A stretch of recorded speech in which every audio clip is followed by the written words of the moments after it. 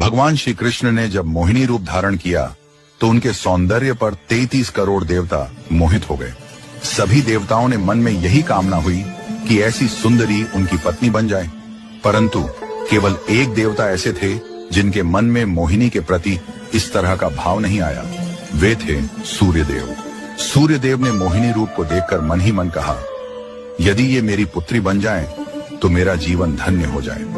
सूर्यदेव की इस भावना को समझकर भगवान श्री कृष्ण ने उनकी ओर कटाक्ष किया और संकेत किया कि उनकी इच्छा पूर्ण होगी। समय बीतने के बाद सूर्यदेव ब्रजभूमि में वृषभानु महाराज के रूप में अवतरित हुए। वृषभानु जी ने तपस्या की और ब्रह्मा जी से प्रार्थना की कि उन्हें ठाकुर जी की पुत्री के रूप में प्राप्ति हो। ब्रह्मा जी ने उनकी प्रार्थना को श्री हरि तक पहुंचाया। ठाकुर जी ने विचार किया कि वे नंद यशोदा और देवकी वासुदेव के यहाँ पुत्र के रूप में जन्म लेने वाले हैं, लेकिन प्रेम की स्थापना के लिए एक विशेष अवतार लेना होगा। ठाकुर जी ने अपने रूप को दर्पण में देखा और उस दर्पण में उन्हें ऐसा रूप दिखाई दिया जो स्वयं ठाकुर जी को भी मोहित कर गया। यह रूप ठाकुर जी का ही स्त्री रूप था।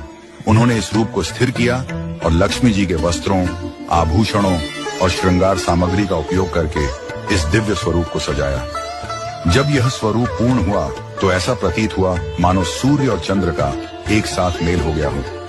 यह दिव्य तेज इतना अद्भुत था कि स्वयं ठाकुर जी भी नेत्र मूने को विवश हो गए। जब उन्होंने नेत्र खोले तो उनके सामने श्री राधा रानी का दिव्य स्वरूप प्रकट हुआ। श्री राधा के प्राकट्य का समय सुबह 4 बजे का था, जो ब्रह्म मुहूर्त का समय है। भगवान के अन्य अवतारों का प्राकट्य दोपहर 12 बजे या रात्रि 12 बजे होता है, परंतु राधा रानी का जन्म ब्रह्म मुहूर्त में हुआ, जो नए दिन की शुरुआत का प्रतीक है।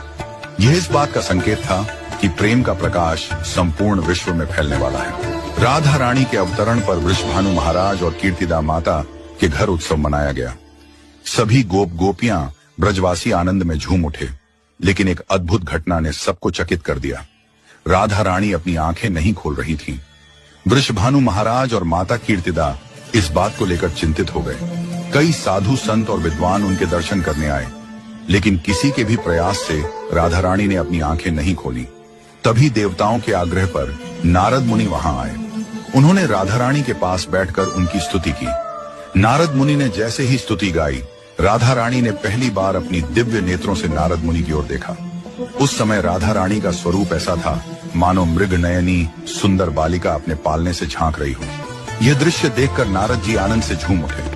उन्होंने अपनी वीणा और करताल बजाकर कीर्तन प्रारंभ कर दिया और गाने लगे, जय राधे जय वृंदावन वासिनी।